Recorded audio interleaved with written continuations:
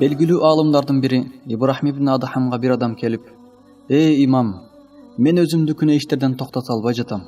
Өзүмдү кармай албай күнөө иштерди кылып жүрөм. Мен күнөө иштерди кантип токтотсом болот? Мага жол көрсөтүңүз. Же мага ушундай бир жакшы иш үйрөтүңүз, мен аны кыла турган болсом, күнөөлөрүм мага зыян бербей калсын" деп сурайт. Ошондо Ибрахим Адхам: "Мен сага 5 нерсе айтам. Ошол 5 нерсенин кайсы бирин кыла алсаң, анда күнөө иштерди кыла бергин. Сага күнөөлөрдүн зыяны тийбейт. Ушул 5 нерсени кылууга күчүң жетсе, күнөө кылсаң сага зыян жок" деди. Ал киши сүйүнүп: "Айтыңыз, мен аларды аткарууга даярмын" дейди. "Алар кандай иштер? Эмнелерди кылышым керек?" деди. Ибрахим Адхам: "Биринчиси, эгерде Аллахка күнөө кыламын десең, анда Аллахтын рызкысын жебегин. Колуңдан келсе, Аллахтын рызкыларын жебегин дагы күнөө иштериңди кыла бергин" дейт. Ал: "Мен Аллахтын берген рызкысын жебесем, башка эмнени жейт элем? Мен ар дайым Аллахтын берген рызкысына муктажмын. Бул нерсе колумдан келбейт. Экинчисин айтыңыз" дейт. Ибрахим: "Эгерде Аллахка күнөө кылууну кааласаң, анда Аллахтын жеринен чыгып кеткин. Күнөө кыламын десең, Аллахтын жерин таштагын дагы, чыгып башка жака барып күнөөңдү кылгын" дейт.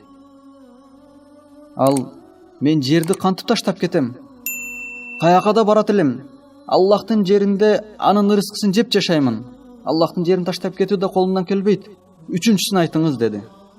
Ибрахим үчүнчүсүн айтат: "Эгерде күнөө ишти кыламын десең, анда Аллах сени көрбөй турган жерди таап, ошол жака барып күнөөңдү кылгын" дейт.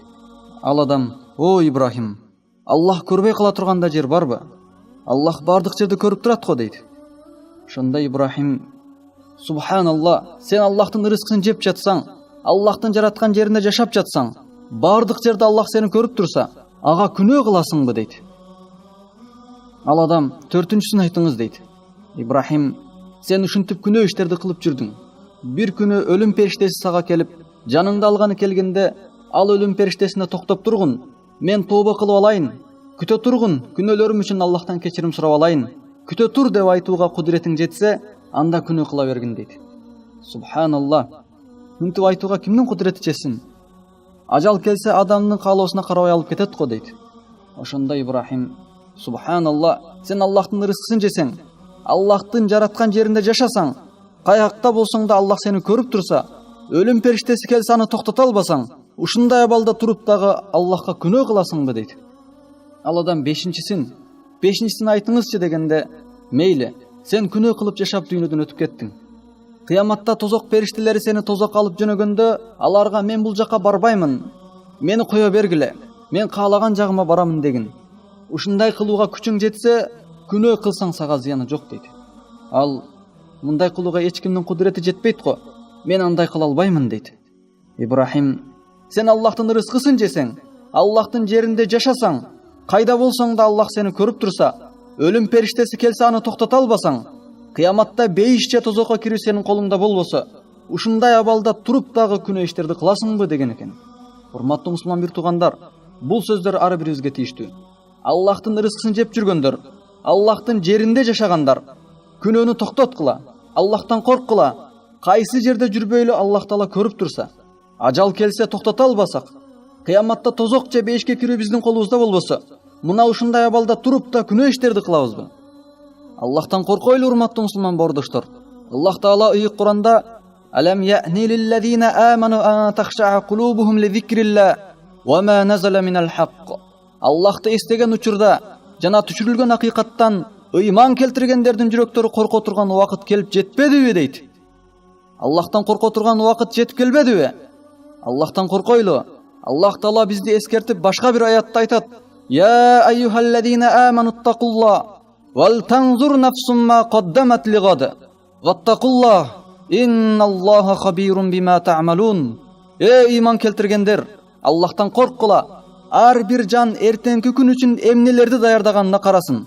Аллахтан корккула. Аллах Таала силер кылып жүргөн иштердин баарынан кабардар. Бул аятта Аллах Таала Аллахтан корккула деп өзүнүн коркууга, такыбалыкка буйрук кылгандан кийин эле айтат: "Вал танзур нафсум ма каддамат лигад". Ар бир жан эртеңки күн үчүн эмнелерди даярдаганына карасын. Такыбалыктын эң чоң белгиси Бул эртеңки боло турган кыямат күнүнө даярдануу. Бул аятта эртең сөзү кыямат күнү, урматтуу туугандар. Эртең кыямат күн. Эртең дегенде адамдар өтө жакын нерсени түшүнөт. Ошондуктан Аллах Таала Куранда кыямат күнүн эртеңки күн деп атады.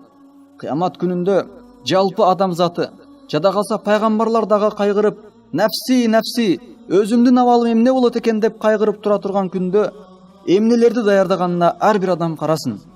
Эмнелерди даярдады? Кандай нерселерди камдады? Эгерде адам эртеңки кыямат күнүнө күнөөсү кечирилген абалда сооп сыйлыктар менен барууну каалаган болсо, анда азыртадан ал күнгө эмнелерди даярдаганына карасын. Эртең эмес, азыр болуп калышы мүмкүн болгон кыямат күнүнө даярдансын. Азыр кандай иштер менен алек болуп жүргөнүнө карасын. Эртең боло турган кыямат күнүнө азыртан даярдануу такыбалыктын эң чоң белгиси. Мен Аллахтан коркомун деген адамдын Аллахтан чындап коркуп жатканынын далили кыяматка даярдануусу. Аллахтан корккон такыба адам кыяматка азыртадан даярдык көрүп жакшы иштерди кылат. Негизинен биз адам баласы жашообузда келерки жылы кылышыбыз керек болгон той мааракелерибизге 1 жыл мурда даярданып баштайбыз. Эмнелерди камдаганыбызды күн сайын текшеребиз. Эмнелерди алып, эмнелер калганын бир-бирден карап чыгабыз.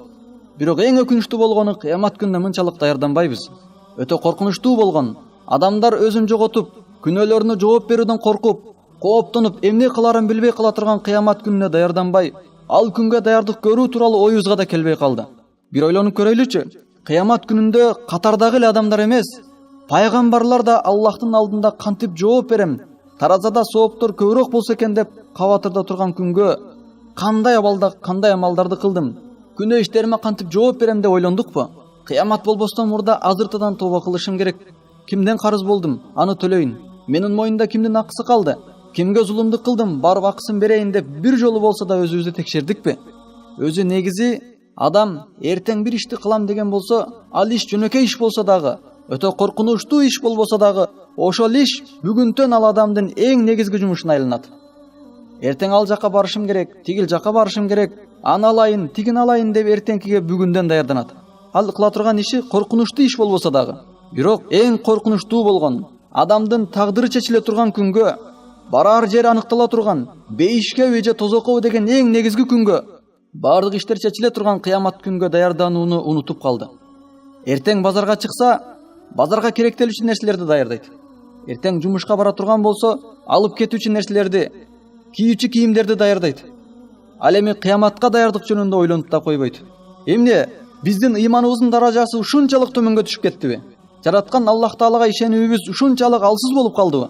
Же баарыбызды жараткан, бүгүндүн да, эртеңдин да ээси болгон, бизге ырыскы берген Аллах Тааланы ушунчалык унуттукпу? Ыйман келтиргендер, Аллахтан корккула. Ар бир жан эртеңки күн үчүн эмнелерди даярдаганына карасын. Вал таңзур нафсумма каддамат лигады. Эркек болобу, аял болобу эртеңкисин ойлосун. Ар бир эркек, ар бир аял эртең боло турган кыяматка эмнелерди даярдап жатканына карасын. Эч болбогондо бир күндө бир ирет өзүнө суроо берсин. Мен бүгүн кыяматка эмнелерди кылып даярдандым? Кыяматта амал таразама оор келе турган сооптуу иштерди жасай алдымбы? Жакшы иштерди кыла алдымбы деп. Кыямат күнү ата балага, бала атага, дос туугандар бири-бирине жардам бере албай турган күнгө кандай нерселерди даярдаганына ар бир адам ойлосун. Өзүнө өзү суроо берсин, өзүн текшерсин. Мусулман бир туугандар, эртең кыяматка даярданбай жүрүүнү токтоткула. Аллахтан корккула. Инналлаха хабирун бима та'малун. Аллах Таала силер кылып жүргөн иштердин баарынан кабардар.